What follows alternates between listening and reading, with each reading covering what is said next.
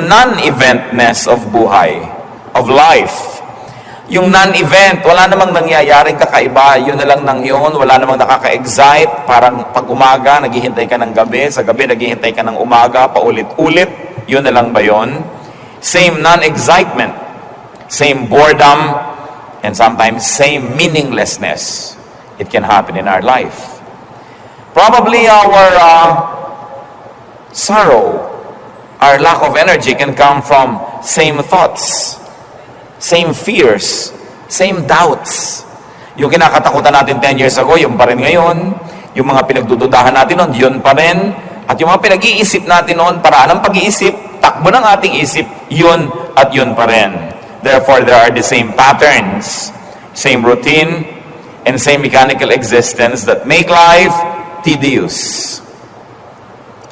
Nakakapagod ang paulit-ulit na wala namang bagong nangyayari. So, we must never forget that while life can be made tiring by sameness, the same life can be made exciting and stimulating by change. Kung sobra tayong napapagod sa buhay, mag-isip tayo, meron akong kailangang palitan. Sapagkat may himalang nangyayari pag merong napapalitan. If you don't like the sum total of what you are doing, change the equation. Kailangan palitin yung mga inilalagay na elemento.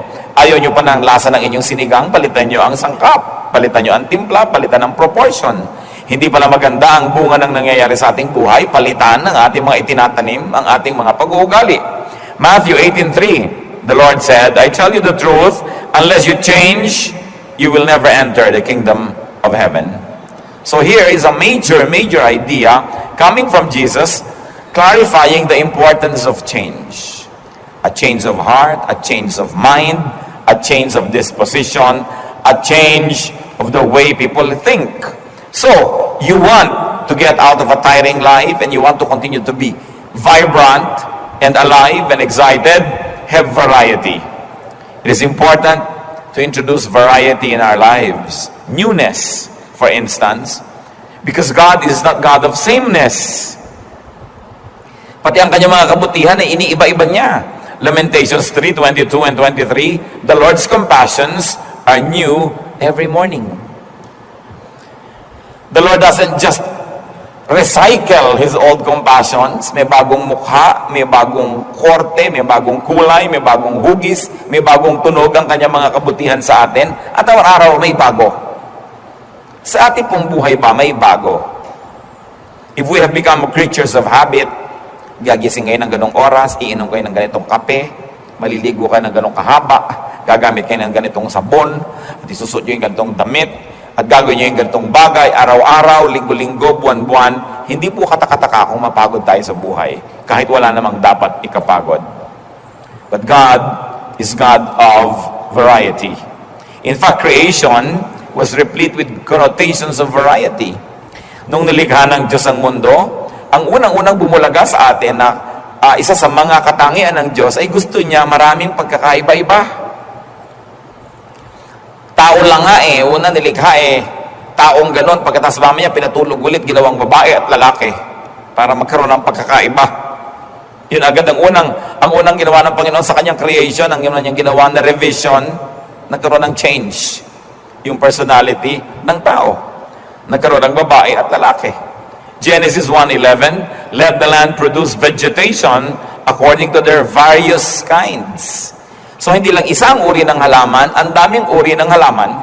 At sa magkakamag-anak na halaman, ang dami pang iba't ibang uri. Kaya kahit okra, hindi magkakamuka. Iba-iba pa ang pagka-okra, iba't iba pa ang pagka-bougainvillea, iba't iba pa ang pagkamangga.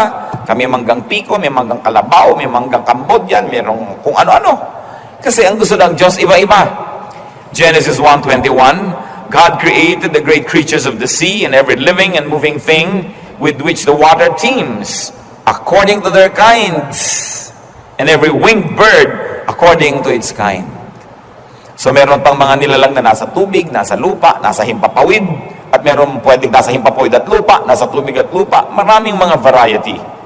Genesis 1:25, God made the wild animals according to their kinds, the livestock according to their kinds, and all the creatures that move along the ground according to their kinds. So have many kinds. Kayo rin po sa buhay. Kumisan pati yung sapin sa kama, 10 taon na, yun na rin ang yun eh. The same punda, the same everything. Tapos nagtataka pa kung bakit parang walang kulay ang buhay. Di ba maganda naman na meron tayong mga pantakip sa kama na hindi naman kailangan maging mahal ito eh. Na pang Pasko, Pasko yung kulay. Meron pang Independence Day, red, white, and blue, nakahiga kayo sa watawat.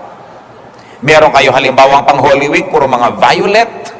Pwede kayong gumawa ng pang February, may mga puso-puso. It adds variety to life. Pati mga timpla ng pagkain, yun na lang nang yun lagi ang timpla ng adobo, hindi mag-eksperimento ng iba. Yun ang platong kinakainan, samantala ang daming platong nakatago at tinitirhan lang ng mga gagamba. Have variety. It's important because God is God of variety, and there is something magical that happens when things are changed. Yung hairstyle, pwedeng iniiba-iba yan. Damit na isinusuot. Hindi kailangan laging uniform, lalo't hindi naman talaga uniform sa trabaho, kundi nakagawian na lang, yun na lang yung suot mo. Vary the facets of your life. Vary your activities. Vary your calendar, and even your sense of place. Iba-ibahin ang ayos ng mga muebles, ang arrangement ng mga mesa, ng kama. Iba-ibahin ang kung saan kayo kumakain. Kuminsan kumain naman kayo sa labas. Kuminsan kumain kayo sa may gilid doon. Kumain kung saan. At kung kayo ay biniyayaan may konting garden, may konting terrace, doon naman kayo mag-breakfast. Mapaiba-iba. Para naiiba ang takbo at pintig ng ating puso. Pati activities. Try something new. A person must never stop trying something new and making new friends. Lalong-lalot kung tayo nagkakaedad na, ang balita na lang na natatanggap natin tungkol sa ating mga classmate ng elementary, mga kaibigan natin sa ating hometown, na isa-isa na silang nangamamatay, di ba? So ano, puro na lang lungkot yung may darating na news, may nalagas na naman, may namatay. Make new friends. Because as your old friends continue to graduate ahead of you, it's nice to make new friends. May panahon para sa bawat bagay. Maiksi ang buhay, subalit ito'y sapat na para maraming gawin ng tao sa loob ng isang panahon ng pagkabuhay. Ecclesiastes 3:1, there is a time for everything and a season for every activity under heaven. So may panahon para sa bawat gawain, sapat ang panahon. So that's important. So make life exciting by changing some things, by variety. Make life exciting by renewal. Ba't may nire-renew? Binabago. Sabi nga po sa 2 Corinthians 3:18, we are being transformed with ever-increasing glory. So even our spirituality is being transformed every time. It's never the same. It's never the same. Because you are never in the same place ever again. Kahit sinabi mong, ay, December 25, Pasko na naman, it is never the same. Kasi ang mundo po umiikot sa araw. Akala nyo ba, pagbalik na gano'n, nandun sa the same place, yung araw kasama pang umiikot yan ang buong Milky Way, kaya hindi tayo bumabalik sa the same route every time. It's really never the same. So bakit kailangan maging magkakamukha ang lahat? Kaya rin kuminsan sa spirituality, yung mga iba nawawala na ng gana, ito na lang ba? Kasi wala namang bagong-bago. Wala namang bagong verse na memorya at pag-aaralan. Wala namang bagong doktrinang naririnig. At wala namang pagbabago ang attitude niya tungkol sa mga doktrina. Alam niyo po, yung mga paniniwala natin sa Panginoon, yung degree ng pagkaunawa natin sa Biblia, yung lalim, taas ng ating pagkaintindi dyan, paiba-iba yan. Hindi pwede na 5-10 years ago, yung stand nyo, ganun pa rin ngayon. Ibig sabihin, wala man lang na bago. Either you were already perfect 10 years ago, that's why you need not have to change up to now, or you really never even attempted to grow deeper. Hindi natin kayang ubusin ang Diyos. Hindi natin kayang ubusin ang kanyang karunungan, ang kanyang mga katuruan, kaya dapat lagi tayong may bagong pinag-aaralan, at huwag tayong matakot kuminsan na magpalit ng pananaw. Kasi nung una, childish pa lang tayo sa pananalig, bata pa lang tayo, ang alam lang natin kung anong sinasabi ng pastor, kung anong sinasabi ng teacher, kung anong sinasabi ng libro. But there comes a time when you must have a one-on-one with God and you begin to understand Him in a very personal way. That's why I encourage people to develop personal spirituality so that sky's the limit with the way how God would deal with you. Hindi kayo limited ng pulpit, hindi kayo limited ng theology, ng isang local church o ng isang Bible school, sapagkat ang lahat ng tao dapat may connection yan sa Diyos. At sino ang nakababatid ko anong pwedeng ipaalam sa atin ng Diyos na hindi pa niya ipinaalam sa iba? Napakaraming facets ang ating spirituality. That's why it need not be boring.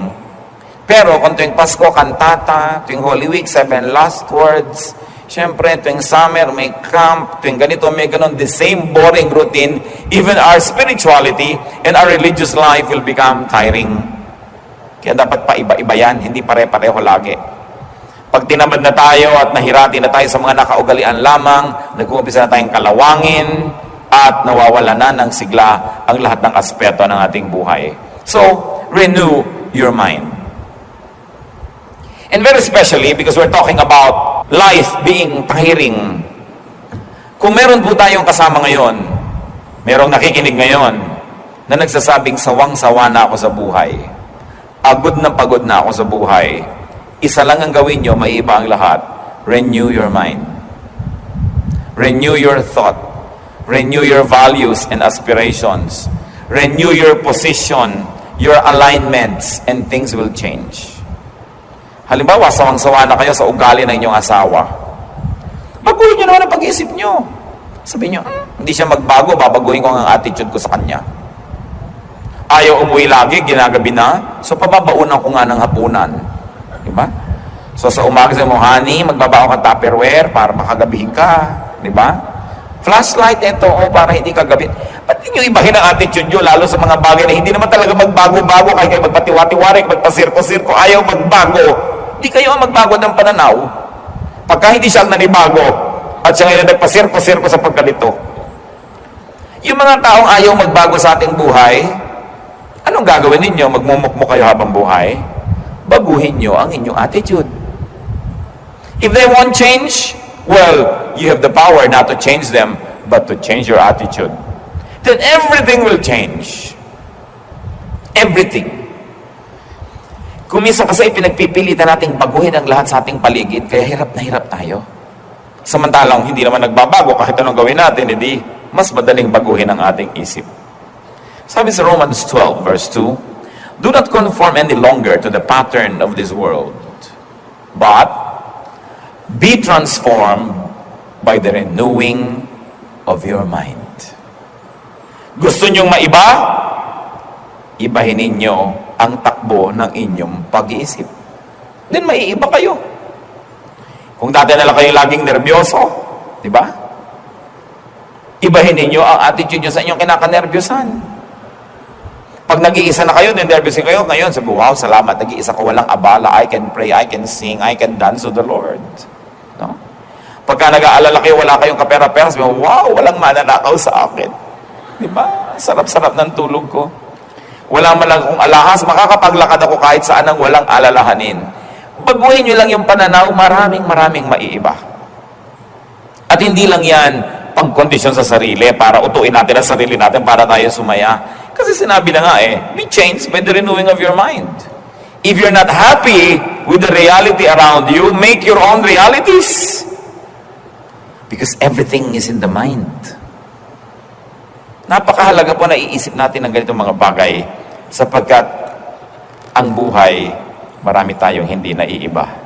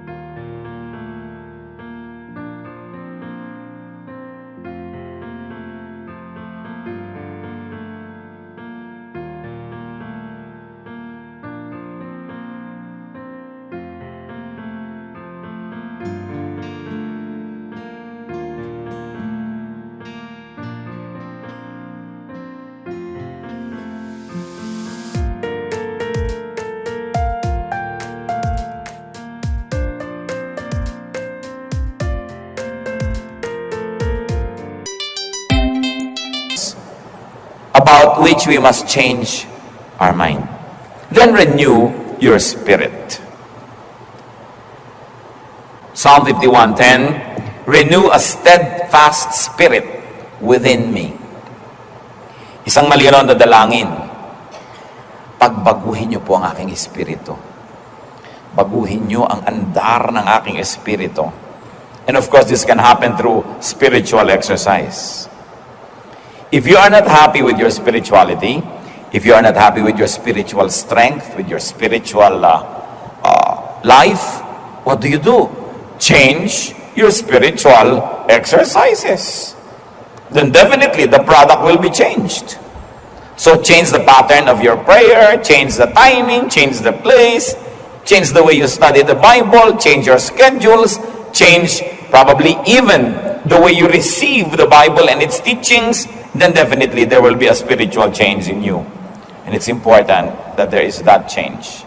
Renew your interaction with God, and you will definitely renew your actions. Ibahin lang po natin ang ating pakikipagmabutihan sa Diyos, ang pakikisalamuha at pakikitungo natin sa Kanya, siguradong maiiba ang maraming bagay sa ating buhay.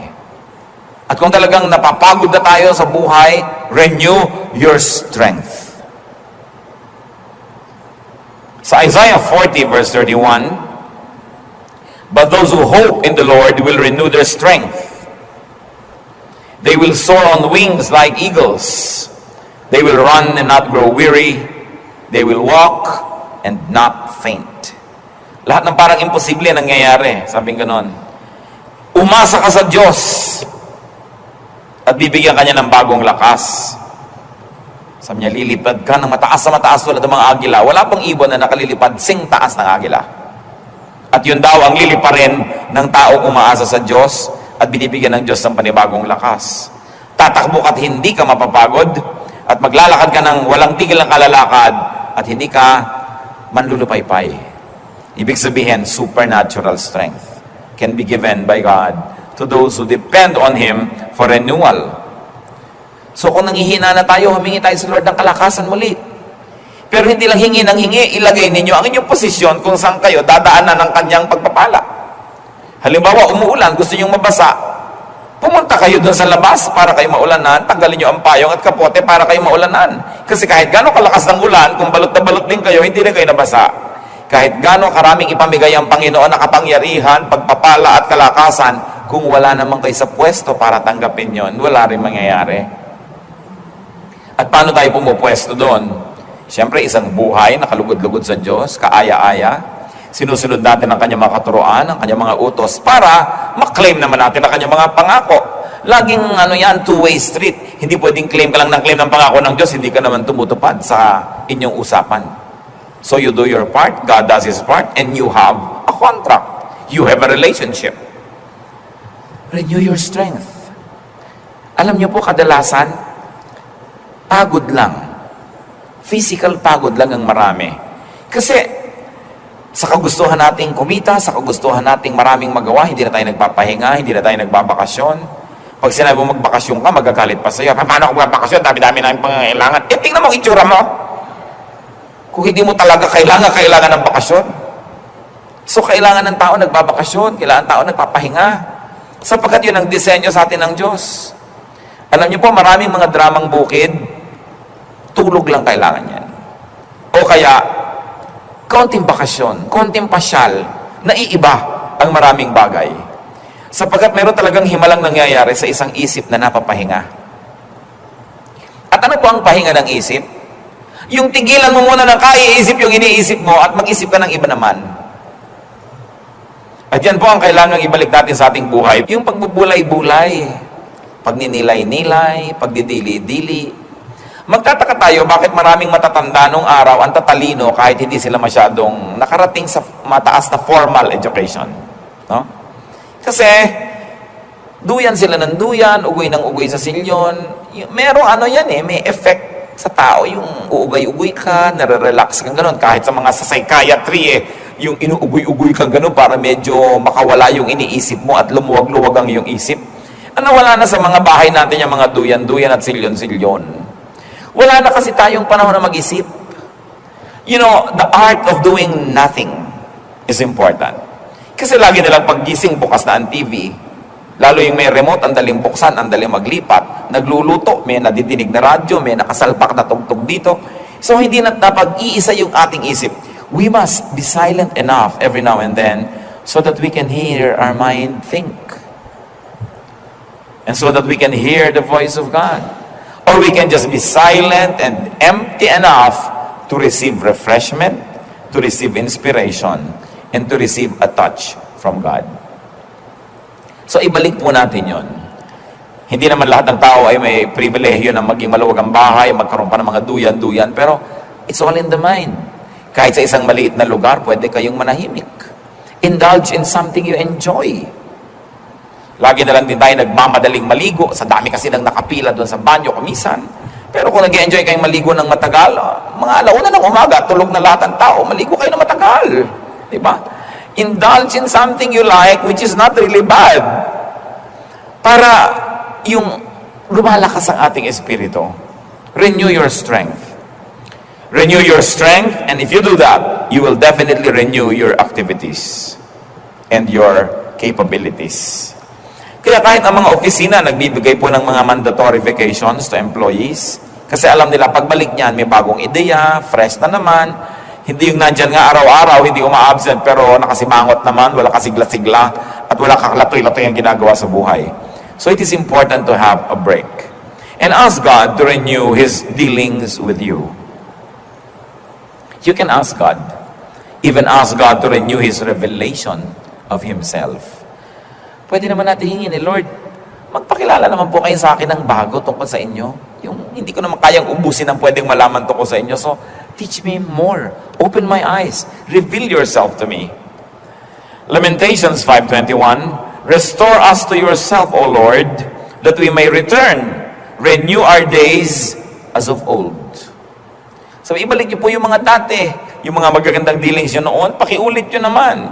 Ibalik nyo kami sa inyo, at kami na may makakabalik para may panibago tayong relasyon, merong chapter 2, chapter 3 ng ating magandang pakikitungo sa isa't isa. Ask God to do that. And very importantly, renew your youth. Yung kabataan, renew your disposition and attitude. May attitude kasi tayo, matanda na ako, hindi na...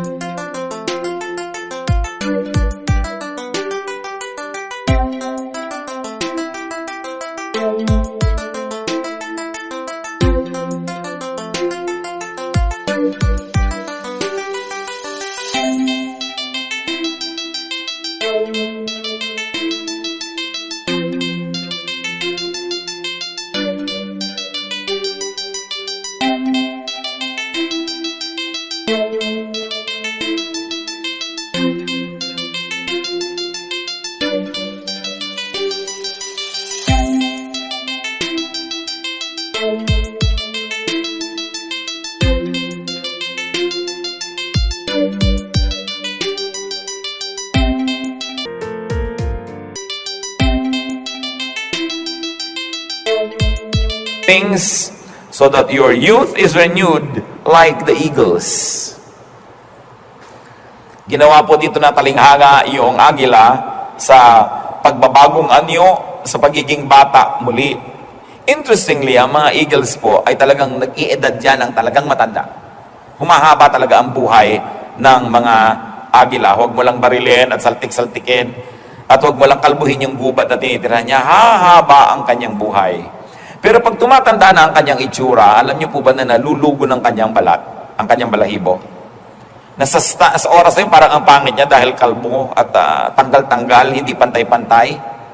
At pagkatapos yung kanyang tuka, ay biglang parang lumuluma, parang ngipin na maluwag, at itutuka niya, at matatanggal. Pero may tutubong bago. At pagkatapos may lalabas ang mga bagong balahibo. Pag nakita mo itong agila na to that was renewed, akala mo iba. Pero siya pa rin yun. Kaya sinabi dito, The Lord satisfies your desires with good things so that your youth is renewed like the eagles. Kaya ginawa siya na example na pwedeng-pwede na kahit may edad na tayo, magkaroon pa rin tayo ng anyo, ng lakas, sigla, pananabik sa buhay na parang para lang sa mga bata. Hindi yung pagka tayo po ay nagkaedad na parang inaantay mo na lang tawagin ka ng lupa. Kailangan meron tayong mga proyekto, meron tayong mga excitement, meron pa tayong mga inaasahang mangyayari para ang buhay patuloy na maging kasiya-siya. All in all, it's really just about changing the way you would think. When life becomes tiring, you need a change of scenery. You need a change of pace. Kung mabilis, magbagal. Kung mabagal, bilisan. You need a change of focus and point of view. It's all a matter of point of view.